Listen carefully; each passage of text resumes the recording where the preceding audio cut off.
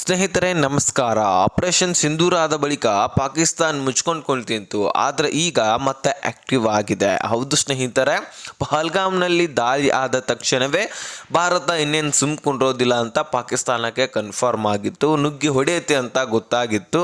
ಹಾಗಾಗಿ ಉಗ್ರರನ್ನು ಆದಷ್ಟು ಸೇಫ್ ಮಾಡಲಿಕ್ಕೆ, ಸ್ಥಳಾಂತರಿಸಲಿಕ್ಕೆ ಬಹಳಷ್ಟು ಪ್ಲ್ಯಾನನ್ನು ಮಾಡ್ಕೊಂಡಿತ್ತಂತೆ. ತನ್ನ ಉಗ್ರರನ್ನು ಬಹಳ ಸೇಫ್ ಆ್ಯಂಡ್ ಸೆಕ್ಯೂರ್ ಜಾಗದಲ್ಲಿ ಸ್ಥಳಾಂತರಿಸಿ ಸುಭದ್ರವಾಗಿ ಇಡಲಾಗುತ್ತಂತೆ.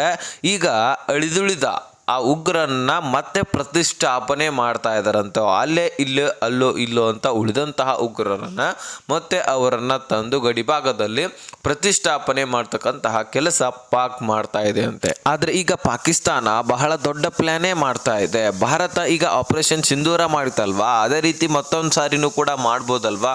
ಅದಕ್ಕೋಸ್ಕರ ಆ ರೀತಿ ಆಪರೇಷನ್ ಸಿಂಧೂರವನ್ನು ಕೈಗೊಂಡಿದ್ರು ಸಹಿತ ಅಲ್ಲಿರ್ತಕ್ಕಂತಹ ಉಗ್ರರಿಗೆ ಯಾವುದೇ ರೀತಿ ಹಾನಿ ಆಗಬಾರ್ದು ಅಂತಹ ಒಂದು ಸಿದ್ಧತೆಯನ್ನು ಈಗ ಮಾಡ್ಕೊಂಡಿದೆ ಅಂತೆ. ಸ್ನೇಹಿತರೆ, ಇದು ಭಾರತಕ್ಕೆ ಎಚ್ಚರಿಕೆಯ ಸಂದೇಶ ಅಂತ ಅನ್ಕೊಳ್ಬಹುದು. ಪಾಕಿಸ್ತಾನ ಏನು ಸಣ್ಣ ಪುಟ್ಟ ಪ್ಲ್ಯಾನನ್ನು ಮಾಡ್ಕೊಳ್ತಾ ಇಲ್ಲ, ಬಹಳ ದೊಡ್ಡದಾದಂತಹ ಪ್ಲ್ಯಾನನ್ನು ಮಾಡ್ಕೊಂಡಿದೆ. ಹಾಗಾದರೆ ಯಾವ ಪ್ಲ್ಯಾನ್ ಮಾಡ್ಕೊಂಡಿದೆ, ಯಾವ ರೀತಿಯಾಗಿ ತಂತ್ರಗಾರಿಕೆಯನ್ನು ಅಳವಡಿಸ್ತಾ ಇದೆ, ಯಾವ ರೀತಿಯಾಗಿ ಉಗ್ರರನ್ನು ಸೇಫ್ ಮಾಡ್ತಾ ಇದೆ, ಈ ಎಲ್ಲ ವಿಷಯವನ್ನು ಮಾತನಾಡೋಣ. ಇದರ ಜೊತೆಗೆ ಪಾಕಿಸ್ತಾನದ ಆರ್ಮಿ ಚೀಫ್ ಮುನೀರ್ ಇದಾನಲ್ಲ, ಮತ್ತೆ ಭಾರತದ ವಿರುದ್ಧ ಬೊಗಳಿದ್ದಾನೆ. ಹೌದು, ಏನಂತ ಬೊಗಳಿದ್ದಾನೆ ಅಂದ್ರೆ, ಭಾರತವು ಈ ಪ್ರದೇಶದ ಅತಿ ದೊಡ್ಡ ಭಯೋತ್ಪಾದನೆಯ ಪ್ರಚೋದನೆಯ ದೇಶವಂತೆ, ಪಕ್ಕದಲ್ಲಿರುವಂತಹ ಅಫ್ಘಾನಿಸ್ತಾನ ಇದರ ಬಗ್ಗೆ ಎಚ್ಚರಿಕೆ ವಹಿಸ್ಬೇಕಂತ ಈ ರೀತಿ ಉದ್ದವಾಗಿ ಪೊಂಕವಾಗಿ ಬೊಗಳಿದ್ದಾನೆ. ಸೊ ಹಾಗಾದರೆ ಇನ್ನು ಬಹಳಷ್ಟು ಉದ್ದವಾಗಿ ಬೊಗಳಿದ್ದಾನೆ. ಅದು ಏನಂತ ಬೊಗಳಿದ್ದಾನೆ, ಈ ಎಲ್ಲ ವಿಷಯವನ್ನು ನಾವು ಈ ಒಂದು ವಿಡಿಯೋದಲ್ಲಿ ನೋಡ್ತಾ ಹೋಗೋಣ. ಅದೇ ರೀತಿಯಾಗಿ ಉಗ್ರ ಚಟುವಟಿಕೆ ಮತ್ತೆ ಯಾವ ರೀತಿಯಾಗಿ ನಡೀತಾ ಇದೆ, ಪಾಕಿಸ್ತಾನ ಅವರಿಗೆ ಯಾವ ರೀತಿಯಾಗಿ ಪ್ರೊಟೆಕ್ಟ್ ಮಾಡ್ತಾ ಇದೆ, ಅವರಿಗೋಸ್ಕರ ಏನೇನು ರೆಡಿ ಮಾಡಿ ಕೊಡ್ತಾ ಇದೆ, ಏನು ತಂತ್ರಗಾರಿಕೆ ವಹಿಸ್ತಾ ಇದೆ, ಎಲ್ಲವನ್ನ ನೋಡ್ತಾ ಹೋಗೋಣ. ಸ್ನೇಹಿತರೆ, ನಾವು ಇದನ್ನೆಲ್ಲ ವಿಷಯವನ್ನ ಗಮನಿಸಿದ್ದೇ ಆದ್ರೆ ನಮಗೇನು ತಿಳಿದು ಬರುತ್ತೆ ಅಂದ್ರೆ, ಪಾಕಿಸ್ತಾನ ಮತ್ತೆ ತನ್ನ ನರಿ ಬುದ್ಧಿಯನ್ನ ತೋರಿಸ್ಲಿಕ್ಕೆ ರೆಡಿ ಆಗ್ತಾ ಇದೆ. ಸ್ನೇಹಿತರೆ, 22ನೇ ತಾರೀಕು ಪಹಲ್ಗಾಮ್ನಲ್ಲಿ ದಾಳಿ ಆಯಿತು. ಈ ಕಾರಣಕ್ಕಾಗಿ 26 ಜನ ಭಾರತೀಯರು ಸಾವನ್ನಪ್ತಾರೆ. ಈ ಒಂದು ಕಾರಣಕ್ಕಾಗಿ ಭಾರತ ಎಚ್ಚೆತ್ಕೊಂಡು ಆಪರೇಷನ್ ಸಿಂಧೂರವನ್ನು ಸ್ಟಾರ್ಟ್ ಮಾಡಲಿಕ್ಕೆ ರೆಡಿ ಆಗ್ತಾರೆ. ಇದನ್ನು ನೋಡಿದ ಪಾಕಿಸ್ತಾನ ಬೆಚ್ಚಿ ಬೀಳ್ತದೆ. ಈಗಾಗಲೇ ಸರ್ಜಿಕಲ್ ಸ್ಟ್ರೈಕ್ ಆಗಿದೆ, ಈಗಾಗಲೇ ಏರ್ ಸ್ಟ್ರೈಕ್ ಆಗಿದೆ, ಇನ್ಯಾವ ಸ್ಟ್ರೈಕ್ ಮಾಡ್ತಾರೋ ಗೊತ್ತಿಲ್ಲ. ಇನ್ನು ಪಾಕಿಸ್ತಾನಕ್ಕೆ ಉಳಿಗಾಲ ಇಲ್ಲ ಅಂತ ಪಾಕ್ಗೆ ಗೊತ್ತಾಯಿತು. ಹಾಗಾಗಿ ಪಾಕಿಸ್ತಾನ POKಯಲ್ಲಿರ್ತಕ್ಕಂತಹ ಉಗ್ರರನ್ನು ಸೇಫ್ ಆ್ಯಂಡ್ ಸೆಕ್ಯೂರ್ ಜಾಗದಲ್ಲಿ ಸ್ಥಳಾಂತರಿಸಲಾಗಿತ್ತು. ಹೌದು, ಅವರು ಅಲ್ಲಿರ್ತಕ್ಕಂತಹ ಸೇನೆಗೆ ಹೆಚ್ಚಿನ ಆದ್ಯತೆ ಕೊಟ್ಟರೋ ಇಲ್ಲೋ ಗೊತ್ತಿಲ್ಲ, ಅಲ್ಲಿರ್ತಕ್ಕಂತಹ ಜನರಿಗೆ ಅಂದರೆ ಗಡಿಭಾಗದಲ್ಲಿರ್ತಕ್ಕಂತಹ ಜನರಿಗೆ ಹೆಚ್ಚಿನ ಆದ್ಯತೆ ಕೊಟ್ಟರೋ ಇಲ್ಲೋ ಗೊತ್ತಿಲ್ಲ, ಆದರೆ ಉಗ್ರರಿಗೆ ಹೆಚ್ಚಿನ ಆದ್ಯತೆಯನ್ನು ಕೊಟ್ಟರು. ಅಲ್ಲಿಂದ ಸುಮಾರು ದೂರದ ಸ್ಥಳಗಳಲ್ಲಿ ಸ್ಥಳಾಂತರಿಸಲಾಗಿತ್ತು. ಅಂದರೆ ಬೇರೆ ಬೇರೆ ಲಾಂಚ್ ಪ್ಯಾಡ್ಗಳಲ್ಲಿ ಅವರನ್ನು ಸೇಫ್ ಆ್ಯಂಡ್ ಸೆಕ್ಯೂರ್ ಜಾಗದಲ್ಲಿ ಅವರಿಗೆ ಆದ್ಯತೆಯನ್ನು ನೀಡಲಾಗಿದೆ. ರಾತ್ರೋರಾತ್ರಿ ವಿಮಾನಗಳು ಹಾರಾಡಲಿಕ್ಕೆ ಸ್ಟಾರ್ಟ್ ಆಗ್ತವೆ, ಎಲ್ಲ ಲಾಂಚ್ ಪ್ಯಾಡ್ಗಳು ಖಾಲಿ ಆಗ್ತವೆ, ಒಂದು ಲಾಂಚ್ ಪ್ಯಾಡ್ನಲ್ಲಿ ಒಬ್ಬ ಉಗ್ರನೂ ಕೂಡ ಇರೋದಿಲ್ಲ. ಇಂತಹ ಪರಿಸ್ಥಿತಿಯಲ್ಲಿ ಭಾರತಕ್ಕೆ ಈ ಒಂದು ಮಾಹಿತಿ ಸಿಗದೇ ಇರತ್ತಾ? ಭಾರತಕ್ಕೆ ಗುಪ್ತಚರರಿಂದ ಎಲ್ಲ ಮಾಹಿತಿಗಳು ಕೂಡ ಸಿಕ್ಕಿತ್ತು. ಭಾರತ ಬರೀ POKಯನ್ನು ಮಾತ್ರ ಗುರಿಯಾಗಿಟ್ಕೊಂಡಿರಲಿಲ್ಲ, ಇವರ ಮೇನ್ ಟೆರರಿಸ್ಟ್ ಕ್ಯಾಂಪ್ಗಳನ್ನು ಗುರಿಯಾಗಿಟ್ಕೊಂಡು ದಾಳಿ ಮಾಡಲಾಗಿತ್ತು. ಸೊ ನಿಮಗೆ ಗೊತ್ತಿದೆ, ರಾವಲ್ಪಿಂಡಿ ಸ್ಟೇಡಿಯಂ ರಾಜಧಾನಿಯಲ್ಲಿಯೂ ಕೂಡ ಹೋಗಿ ಬಾಂಬ್ಗಳ ಅಟ್ಯಾಕ್ ಆಗಿದ್ದಾವೆ. ಆ ರೀತಿ ಭಾರತ ಸಿದ್ಧತೆಯನ್ನು ಮಾಡಿಕೊಂಡಿತ್ತು. ಪಾಕಿಸ್ತಾನ ಮನಸ್ಸಿನಲ್ಲಿ ಅಂದ್ಕೊಂಡಿರಲಿಲ್ಲ ಈ ರೀತಿ ಭಾರತ ತಿರುಗೇಟು ಕೊಡುತ್ತೆ ಅಂತ. ಹೌದು, ಇದನ್ನು ಸುಧಾರಿಸ್ಕೊಳ್ಳಿಕ್ಕೆ ಇನ್ನೂ ಕೂಡ ಆಗ್ತಾ ಇಲ್ಲ. ಆದರೆ ಉಗ್ರರಿಗೆ ಹೆಚ್ಚಿನ ಆದ್ಯತೆ ಕೊಟ್ಟು ಅವರನ್ನ ಮತ್ತೆ ರೆಡಿ ಮಾಡ್ತಾ ಇದ್ದಾರೆ, ಮತ್ತೆ ಸ್ಟ್ಯಾಂಡ್ ಅಪ್ ಮಾಡ್ತಾ ಇದ್ದಾರೆ. ಭಾರತ ಈ ಬಾರಿ 9ಕ್ಕಿಂತ ಹೆಚ್ಚಿನ ಟೆರರಿಸ್ಟ್ ಕ್ಯಾಂಪ್ಗಳ ಮೇಲೆ ಅಟ್ಯಾಕ್ ಮಾಡಿದ್ರು ಸಹಿತ ಪಾಕಿಸ್ತಾನಕ್ಕೆ ಟೆರರಿಸ್ಟ್ಗಳ ಬರ ಇಲ್ಲ. ಹೌದು, ಅಲ್ಪ ಸ್ವಲ್ಪ ಉಳಿದು ಬೆಳೆದಂತಹ ಈ ಒಂದು ಟೆರರಿಸ್ಟ್ಗಳನ್ನು ಅವರನ್ನು ಬಳ್ಕೊಂಡು ಗಡಿ ಭಾಗದಲ್ಲಿ ತಂದು ನಿಲ್ಲಿಸ್ತಕ್ಕಂತಹ ಕೆಲಸ ಈ ಪಾಕ್ ಮಾಡಿದೆ. ಅವರಿಗೆ ಧೈರ್ಯ ತುಂಬಿ ನಿಲ್ಲಿಸ್ತಕ್ಕಂತಹ ಕೆಲಸ ಮಾಡಿದೆ.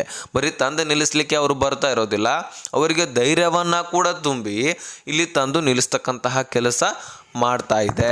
ಆದ್ರೆ ಪಾಕಿಸ್ತಾನ ಉಗ್ರರನ್ನ ಹಾಗೆ ತಂದು ಇಡ್ತಾ ಇಲ್ಲ, ಅದಕ್ಕೆ ಬೇಕಾದಂತಹ ಎಲ್ಲ ಸಿದ್ಧತೆಯನ್ನ ಮಾಡ್ಕೊಂಡಿದೆ. ಈ ಬಾರಿ ಮತ್ತೆ ಏನಾದ್ರೂ ಭಾರತ ಅಟ್ಯಾಕ್ ಮಾಡಿದ್ರೆ ಅದರಿಂದ ಉಗ್ರರನ್ನ ನಾವು ಹೇಗೆ ಸಂಗ್ರಹಿಸ್ಕೊಳ್ಬೇಕು, ಅವರಿಗೆ ಹೇಗೆ ಪ್ರೊಟೆಕ್ಟ್ ಮಾಡ್ಕೊಳ್ಬೇಕು, ಅವ್ರನ್ನ ಹೇಗೆ ಉಳಿಸ್ಕೊಳ್ಬೇಕು, ಈ ಎಲ್ಲ ವಿಚಾರ ನಿರ್ಧಾರಣೆಗಳನ್ನ ಮಾಡಿಕೊಂಡು ಪಾಕಿಸ್ತಾನ ಉಗ್ರರನ್ನ ತಂದು ಅಲ್ಲಿ ನಿಲ್ಲಿಸ್ತಾ ಇದೆ. ಪಾಕ್ಗೆ ಮೊದಲು ಕನ್ಫರ್ಮ್ ಇತ್ತು, ನಾವು ಎಲ್ಲೇ ಭಾರತದಲ್ಲಿ ಉಗ್ರ ಚಟುವಟಿಕೆ ಮಾಡಿದ್ರು ಸಹಿತ ಭಾರತ ನಮ್ಮ ಪಾಕ್ನಲ್ಲಿ ನುಗ್ಗಿ ಹೊಡಿತಕ್ಕಂತಹ ಧೈರ್ಯವನ್ನ ತೋರಿಸೋದಿಲ್ಲ ಅಂತ ಅನ್ಕೊಂಡಿತ್ತು. ಆದ್ರೆ ಈ ಒಂದು ಹೊಸ ಭಾರತವನ್ನ ಪಾಕಿಸ್ತಾನ ನೋಡಿರಲಿಲ್ಲ, ಅದನ್ನು ನಾವು ತೋರಿಸ್ಕೊಟ್ಟಿದ್ದೀವಿ.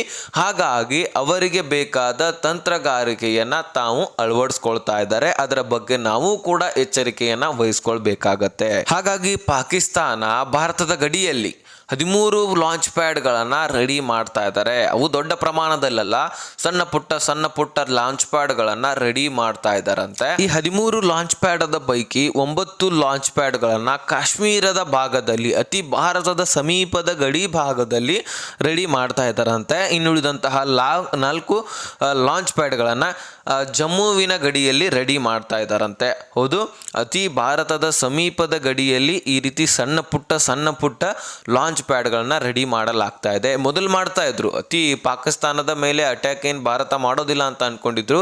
ಅಂದ್ರೆ ಪಾಕಿಸ್ತಾನದ ಒಳಗಡೆ ಹೋಗಿ ನುಗ್ಗಿ ಹೊಡಿತಕ್ಕಂತಹ ಸಾಹಸ ನಮ್ಮ ಭಾರತ ಮಾಡ್ಕೊಂಡಿಲ್ಲ ಅಂತ ಅನ್ಕೊಂಡಿದ್ರು. ಅದಕ್ಕೋಸ್ಕರ ಖಾಲಿ ಜಾಗದಲ್ಲಿ ದೊಡ್ಡದಾಗಿ ಲಾಂಚ್ ಪ್ಯಾಡ್ಗಳನ್ನ ಮಾಡ್ಕೊಳ್ತಾ ಇದ್ರು. ಆದ್ರೆ ಈ ಬಾರಿ ದಟ್ಟವಾದ ಅರಣ್ಯ ಸ್ಥಳಗಳಲ್ಲಿ, ಭಾರತಕ್ಕೆ ಸ್ಯಾಟಲೈಟ್ಗೆ ಕಾಣಿಸದಂತಹ ಒಂದು ಅರಣ್ಯ ಪ್ರದೇಶಗಳಲ್ಲಿ, ಪೂರ್ತಿಯಾಗಿ ಗಿಡ ಮರಗಳು ಅರಣ್ಯ ದಟ್ಟವಾದ ಪ್ರದೇಶಗಳಲ್ಲಿ ಸಣ್ಣ ಪುಟ್ಟ ಲಾಂಚ್ ಪ್ಯಾಡ್ಗಳನ್ನು ರೆಡಿ ಮಾಡ್ಕೊಳ್ತಾ ಇದ್ದಾರೆ. ಅವುಗಳು ಸ್ಯಾಟಲೈಟ್ನಲ್ಲಿ ಕೂಡ ಕಾಣಿಸಬಾರ್ದು, ಆ ರೀತಿ ರೆಡಿ ಮಾಡ್ಕೊಳ್ತಕ್ಕಂತಹ ಒಂದು ಕೆಲಸ ಕಾರ್ಯ ಈಗ ಪಾಕಿಸ್ತಾನ ನಡೆಸಿದೆ ಅಂತೆ. ಭಾರತಕ್ಕೆ ಇದು ಇನ್ಫಾರ್ಮೇಶನ್ ಕೂಡ ಸಿಕ್ಕಿದೆ. ವಿಶಾಲವಾದ ಸ್ಥಳಗಳಲ್ಲಿ ಒಂದು ದೊಡ್ಡದಾದ ಕ್ಯಾಂಪ್ಗಳನ್ನು ಮಾಡಿ ಅಲ್ಲೇ ನೂರಾರು ಉಗ್ರಗಳಿಗೆ ಮೊದಲು ಏನು ಮಾಡ್ತಾ ಇದ್ರು, ಟ್ರೈನಿಂಗ್ ಅನ್ನ ಕೊಡ್ತಾ ಇದ್ರು. ಮತ್ತೆ ಏನಾದರೂ ಆಪರೇಷನ್ ಸಿಂಧೂರಿನ ಹೆಸರಿನಲ್ಲಿ ಭಾರತ ಏನಾದರೂ ಅಟ್ಯಾಕ್ ಮಾಡಿತ್ತು ಅಂದ್ರೆ ಒಂದೇ ಬಾರಿಗೆ ನೂರಾರು ಉಗ್ರರು ಸಾವನ್ನಪ್ಪಬಾರ್ದಲ್ವಾ, ಇದರಿಂದ ಪಾಕಿಸ್ತಾನಕ್ಕೆ ಮತ್ತಷ್ಟು ಹೊಡೆತ ಬೀಳುತ್ತೆ. ಹಾಗಾಗಿ ಪಾಕಿಸ್ತಾನ ಎಚ್ಚರದಿಂದ ಸಣ್ಣ ಪುಟ್ಟ ಕ್ಯಾಂಪ್ಗಳನ್ನು ಮಾಡಿ, ಸಣ್ಣ ಪುಟ್ಟ ಟ್ರೈನಿಂಗ್ ಕೇಂದ್ರಗಳನ್ನು ಮಾಡಿ ಲಾಂಚ್ ಪ್ಯಾಡ್ಗಳನ್ನು ರೆಡಿ ಮಾಡಲಾಗ್ತದೆ. ಸ್ನೇಹಿತರೆ, ನೀವು ಅನ್ಕೊಳ್ಬಹುದು ಪಾಕಿಸ್ತಾನಕ್ಕೆ ಎಷ್ಟೊಂದು ದುಡ್ಡು ಎಲ್ಲಿಂದ ಬರುತ್ತೆ, ಭಾರತ ಕೊಟ್ಟಿರ್ತಕ್ಕಂತಹ ಏಟಿನಿಂದ ಸುಮಾರು 20 ವರ್ಷನಾದರೂ ಬೇಕಾಗತ್ತೆ ಪಾಕಿಸ್ತಾನ ಸುಧಾರಿಸ್ಕೊಳ್ಳಿಕ್ಕೆ. ತಮ್ಮ ಡೆವಲಪ್ಮೆಂಟ್ಗೆ ಇಷ್ಟೊಂದು ಖರ್ಚು ಮಾಡೋದು ಬಿಟ್ಟು ಈ ರೀತಿ ಉಗ್ರರಿಗೆ, ಲಾಂಚ್ ಪ್ಯಾಡ್ಗಳಿಗೆ, ಅವರ ಯೋಗಕ್ಷೇಮಗಳಿಗೆ ಈ ರೀತಿ ದುಡ್ಡನ್ನು ಖರ್ಚು ಮಾಡ್ತಾ ಇದೆ ಅಂತ ನೀವು ಅನ್ಕೊಳ್ಬಹುದು. ಸ್ನೇಹಿತರೆ, ಒಂದು ವಿಷಯ, ಪಾಕಿಸ್ತಾನ ಉಗ್ರರನ್ನ ಬಿಟ್ಟಿದ್ದೇ ಆದರೆ ಪಾಕಿಸ್ತಾನನೇ ಉಳಿಯೋದಿಲ್ಲ. ಹೌದು, ಅಷ್ಟೊಂದು ಉಗ್ರರು ಅಲ್ಲಿರ್ತಕ್ಕಂಥದ್ದು. ಹಾಗಾಗಿ ಇಲ್ಲಿ ನೋಡಿ, IMF ನಿಂದ ಈಗ ನೋಡಿ, ನಮ್ಮ ಆಪರೇಷನ್ ಸಿಂಧೂರ ಏನು ಸ್ಟಾರ್ಟ್ ಆಯ್ತಲ್ವಾ, ಆವಾಗಲೇ IMF ನಿಂದ ಸಾಕಷ್ಟು ಪ್ಯಾಕೇಜ್ನಲ್ಲಿ ಹಣ ಸಿಕ್ಕಿದೆ. ಏಷಿಯನ್ ಡೆವಲಪ್ಮೆಂಟ್ ಬ್ಯಾಂಕಿನಿಂದನೂ ಕೂಡ $800 ಬಿಲಿಯನ್ ಡಾಲರ್ನಷ್ಟು ಹಣ ಸಿಕ್ಕಿರ್ತಕ್ಕಂಥದ್ದು. ಆ ಎಲ್ಲ ದುಡ್ಡನ್ನು ಇವರು ತಮ್ಮ ಡೆವಲಪ್ಮೆಂಟ್ಗೆ ಯೂಸ್ ಮಾಡ್ತಾರಂತ ಅನ್ಕೊಂಡಿದ್ದೀರಾ? ಇಲ್ಲ, ಹೆಚ್ಚಿನ ಪ್ರಮಾಣದಲ್ಲಿ ತಮ್ಮ ಉಗ್ರರಿಗೆ ಆದ್ಯತೆಯನ್ನು ಕೊಡಲಿಕ್ಕೆ ಯೂಸ್ ಮಾಡ್ಕೊಳ್ತಾರೆ. ಹೌದು, ಉಗ್ರರ ಚಟುವಟಿಕೆನೇ ಇದನ್ನು ಯೂಸ್ ಮಾಡ್ಕೊಳ್ತಾರಂತ ಹೇಳಿಕೆಗಳು ಕೇಳಿ ಬರ್ತಾ ಇದ್ದಾವೆ. ಸ್ನೇಹಿತರೆ, ನೀವು ಅನ್ಕೊಳ್ಬಹುದು ಪಾಕಿಸ್ತಾನ ಉಗ್ರರಿಗೆ ಕೊಡುವಷ್ಟು ಆದ್ಯತೆಯನ್ನು ಮಿಲಿಟರಿ ಬೇಸ್ಗಳಿಗೆ ಕೊಟ್ಟಿದ್ರೆ ಬೆಟರ್ ಅಲ್ವಾ ಅಂತ ನೀವು ಕೇಳಬಹುದು. ಇಲ್ಲಿ ಪಾಕಿಸ್ತಾನ ಏನು ತಲೆ ಓಡಿಸಿದೆ ಅಂದರೆ, ಮಿಲಿಟರಿಗಳಿಗಾದರೆ ಹೆಚ್ಚಿನ ಖರ್ಚು ವೆಚ್ಚ ಆಗತ್ತೆ, ಆದರೆ ಉಗ್ರರಿಗಳಿಗೆ ಹಾಗಲ್ಲ. ಧರ್ಮದ ಕಿಚ್ಚನ್ನು ಹುಟ್ಟಿಸಿದ್ರೆ ಸಾಕು, ಅವರು ತಾನಾಗಿನೇ ಯುದ್ಧ ಮಾಡ್ಲಿಕ್ಕೆ ನಿಲ್ತಾರೆ. ಈ ಒಂದು ತಲೆಯನ್ನು ಓಡಿಸಿದೆ ಪಾಕಿಸ್ತಾನ. ಹಾಗಾಗಿ ನಾವು ಭಾರತದವರು ಎಷ್ಟೇ ಪಾಕಿಸ್ತಾನಕ್ಕೆ ಸದೆ ಬಡಿದ್ರು ಸಹಿತ, ಮೇಲಿಂದ ಪ್ರೆಷರ್ ಹಾಕಿದ್ರು ಸಹಿತ, ಉಗ್ರರಿಗೆ ಆದ್ಯತೆ ಕೊಡಬೇಡಿ ಅಂತ ಹೇಳಿದ್ರು ಸಹಿತ ಅವರು ಉಗ್ರರಿಗೇನೆ ಆದ್ಯತೆ ಕೊಡೋದು. ಉಗ್ರರಿಗೆ ಆದ್ಯತೆ ಕೊಡ್ಲಿಲ್ಲಪ್ಪ ಅಂದ್ರೆ ಪಾಕಿಸ್ತಾನಕ್ಕೆ ಉಳಿಗಾಲ ಇಲ್ಲ ಅಂತ ಅನ್ಕೊಳ್ಬಹುದು. ಸ್ನೇಹಿತರೆ, ಪಾಕಿಸ್ತಾನದ ಆರ್ಮಿ ಚೀಫ್ ಮುನೀರ್ ಒಂದಿಷ್ಟು ಭಾರತದ ಬಗ್ಗೆ ಬೊಗಳಿದಾನೆ. ಏನು ಬೊಗಳಿದಾನಂತ ನಾವು ನೋಡೋಣ. ಯಾಕಂದ್ರೆ ನಾಯಿಕ್ಕಿಂತ ಕೀಳವನು, ಆ ರೀತಿ ಬೊಗಳದೊಂದೇ, ಮತ್ತೇನಿಲ್ಲ. ಭಾರತವು ಈ ಪ್ರದೇಶದ ಅತಿ ದೊಡ್ಡ ಭಯೋತ್ಪಾದನೆಯ ಪ್ರಚೋದಕ ದೇಶವಂತೆ. ಪಕ್ಕದಲ್ಲಿರುವಂತಹ ಅಫಘಾನಿಸ್ತಾನ ಇದರ ಬಗ್ಗೆ ಎಚ್ಚರಿಕೆಯಿಂದ ಇರಬೇಕಂತೆ. ಅಫಘಾನಿಸ್ತಾನದೊಂದಿಗೆ ನಾವು ಉತ್ತಮ ಸಂಬಂಧವನ್ನು ಹೊಂದಿದ್ದೀವಿ, ನಾವು ಸ್ನೇಹ ಭಾವದಿಂದ ಇರ್ತೀವಿ. ಹಿಂಗಾಗಿ ಅಲ್ಲಿನ ಸರ್ಕಾರ ಭಾರತದ ಈ ಕುತಂತ್ರದ ಬಗ್ಗೆ ಎಚ್ಚರಿಕೆಯನ್ನು ವಹಿಸ್ಕೊಳ್ಬೇಕು. ಭಾರತ ಇಡೀ ಪ್ರದೇಶದಲ್ಲಿ ಅಶಾಂತಿಯನ್ನು ಸೃಷ್ಟಿಸುತ್ತದೆ, ಭಯೋತ್ಪಾದನೆಯನ್ನು ಬೆಂಬಲಿಸುತ್ತದೆ ಅಂತ ಹೇಳ್ತಾ ಇದೆ. ಇಲ್ಲಿ ಪಾಕಿಸ್ತಾನ ಬೆಂಬಲಿಸುವುದಿಲ್ಲಂತೆ ಈ ಒಂದು ಭಯೋತ್ಪಾದನೆಗೆ. ನಾವು ಭಾರತೀಯರು ಭಯೋತ್ಪಾದನೆಗೆ ಬೆಂಬಲಿಸ್ತೇವೆ ಅಂತೆ. ಭಾರತದಲ್ಲಿರುವಂತಹ ಭಯೋತ್ಪಾದನಾ ಚಟುವಟಿಕೆಗಳು, ಅವರ ಆಂತರಿಕ ವಿಚಾರಗಳು, ಅವರವರಲ್ಲೇ ಸಾಕಷ್ಟು ಸಮಸ್ಯೆಗಳಿದ್ದಾವೆ. ಆದರೆ ಅಲ್ಲಿರ್ತಕ್ಕಂತಹ ಅಲ್ಪಸಂಖ್ಯಾತರ ಮೇಲೆ ವಿರುದ್ಧವಾಗಿ ತಾರತಮ್ಯವನ್ನು ಮಾಡ್ತಾರಂತೆ. ಅದು ನಮ್ಮಲ್ಲಿ ಏನು ಬೇಕಾದಾಗಲಿ ಇವ್ರಿಗೆ ಏನು ಮಾಡೋದು, ತಮ್ಮಲ್ಲಿನೇ ಸಾಕಷ್ಟು ತೂತುಗಳಿದ್ದಾವೆ, ಅದನ್ನೇ ಮುಚ್ಕೊಳ್ಳಿಕ್ಕೆ ಆಗ್ತಾ ಇಲ್ಲ. ಯಾಕಂದರೆ ಬಲೂಚಿಗಳು ಬೇರೆ ಆಗಿದ್ದಾರೆ, ಪಾಕ್ ಬೇರೆ ಆಗಿದೆ. ಬಲೂಚಿಗಳು ಸಾಕಷ್ಟು ಕಿರುಕುಳವನ್ನು, ಟಾರ್ಚರ್ಗಳನ್ನು ಪಾಕಿಸ್ತಾನಕ್ಕೆ ಕೊಡ್ತಾ ಇದೆ ಅಂತ ಹೇಳ್ಬೋದು. ಸುಮಾರು 15ಕ್ಕಿಂತ ಹೆಚ್ಚಿನ ಸೈನಿಕರನ್ನು ಮೊನ್ನೆನೇ ಸಾವನ್ನಪ್ಪಿಸಿದ್ದಾರೆ. ಹೌದು, ಬಲೂಚಿಗಳು ಕೂಡ ಪಾಕಿಸ್ತಾನವಷ್ಟೇ ಸ್ಟ್ರಾಂಗ್ ಆಗಿದೆ. ಬಲೂಚಿ ಕೂಡ ಅವರವರ ನಡುವೆನೇ ಸಾಕಷ್ಟು ಯುದ್ಧ ನಡೀತಾ ಇದೆ. ಅದನ್ನು ಹೊರತುಪಡಿಸಿ ನಮ್ಮ ಭಾರತದ ವಿರುದ್ಧ ಬೊಗಳ್ತಾ ಇದ್ದ ನಂತರ ವಿಚಾರ ಮಾಡಿ, ಆ ಬಲೂಚಿಗಳನ್ನೇ ಕಂಟ್ರೋಲ್ ಮಾಡಲಿಕ್ಕೆ ಈ ಮುನೀರ್ನ ಹತ್ರ ಆಗ್ತಾ ಇಲ್ಲ. ಇನ್ನು ನಮ್ಮ ಭಾರತದ ಜೊತೆಗೆ ಹೊಡೆದಾಡಲಿಕ್ಕೆ, ಭಾರತದ ಗಡಿಯಲ್ಲಿ ಈ ರೀತಿ ಉಗ್ರರನ್ನು ಶಿಫ್ಟ್ ಮಾಡಲಿಕ್ಕೆ ಮುಂದಾಗಿದ್ದಾನೆ. ಸೊ ಇದನ್ನು ನೋಡಿದ್ರೆ ನಮಗೆ ಹಿಡಿತನ ಅಂತಲೂ ಕೂಡ ಅನಿಸುತ್ತೆ. ತಮ್ಮ ದೇಶವನ್ನು ತಮಗೆ ಉಳಿಸ್ಕೊಳ್ಳಿಕ್ಕೆ ಆಗ್ತಾ ಇಲ್ಲ, ಇನ್ನು ಇನ್ನೊಂದು ದೇಶದೊಳಗೆ ಹೊಡೆದಾಡಲಿಕ್ಕೆ ಬರ್ತಾ ಇದ್ದಾರೆ. ಏನೇ ಆಗಲಿ, ಆದರೆ ನಮ್ಮ ಭಾರತ ಆದಷ್ಟು ಎಚ್ಚರಿಕೆಯನ್ನು ವಹಿಸ್ಕೊಳ್ಬೇಕು. ಏನೇ ಸಮಸ್ಯೆ ಬಂದಿದ್ರು ಸಹಿತ ಅದನ್ನು ಎದುರಿಸಲಿಕ್ಕೆ ನಮ್ಮ ಭಾರತ ಸಿದ್ಧತೆಯನ್ನು ಗೊಳಿಸ್ಕೊಳ್ಬೇಕು. ಹಿಂದಿನ ಆಪರೇಷನ್ ಸಿಂಧೂರಿನಲ್ಲಿ ಅಳವಡಿಸ್ಕೊಂತಕ್ಕಂತಹ ತಾಂತ್ರಿಕತೆಯನ್ನು, ಅದಕ್ಕಿಂತ ಇನ್ನೂ ಹೆಚ್ಚಿನ ತಾಂತ್ರಿಕತೆಯನ್ನು ನಮ್ಮ ಭಾರತ ಅಳವಡಿಸ್ಕೊಳ್ಬೇಕಾಗತ್ತೆ. ಏರ್ವೇಸ್ಗಳಲ್ಲಿ, ಆರ್ಮಿ, ಮಿಲಿಟರಿಗಳಲ್ಲಿ ಇನ್ನೂ ಹೆಚ್ಚಿನ ಆದ್ಯತೆಯನ್ನು ಕೊಟ್ಟು ಹೆಚ್ಚಿನ ಪ್ರಮಾಣದಲ್ಲಿ ನಮ್ಮ ಭಾರತವನ್ನು ಪ್ರೊಟೆಕ್ಟ್ ಮಾಡುವಂತಹ ಹೊಸ ಮಷೀನ್ಗಳನ್ನು ತರಬೇಕಾಗತ್ತೆ. ಇನ್ನು 2-3 ವರ್ಷಗಳಲ್ಲಂತೂ ಇಂಡಿಯನ್ ನಮ್ಮ ಏರ್ಫೋರ್ಸ್ನಲ್ಲಿ ಸಾಕಷ್ಟು ಬದಲಾವಣೆಗಳನ್ನು ನಾವು ಕಾಣ್ಬೋದು. ಹೌದು, ಹೆಚ್ಚಿನ ಫೈಟರ್ ಜೆಟ್ಗಳನ್ನು ತರಲಾಗ್ತದೆ, ಹೆಚ್ಚಿನ ಫೈಟರ್ಗಳನ್ನು ಡಿಫೆನ್ಸ್ ಮಾಡುವಂತಹ ಬೇಸ್ಗಳನ್ನು ತರಲಾಗ್ತದೆ. ಸೊ ಕಾಯ್ದು ನೋಡೋಣ ಮುಂದಿನ ದಿನಗಳಲ್ಲಿ ಏನೇನು ಬದಲಾವಣೆ ಆಗ್ತದೆ ಅಂತ. ಆದರೆ ನಾವು ಒಟ್ಟಾರೆಯಾಗಿ ರೆಡಿ ಇರಬೇಕು. ಯಾವುದೇ ಪರಿಸ್ಥಿತಿಗೆ ನಾವು ಹಿಂಜರಿಬಾರದು, ಅದನ್ನು ಎದುರಿಸಲಿಕ್ಕೆ ರೆಡಿ ಆಗಬೇಕಷ್ಟೇ.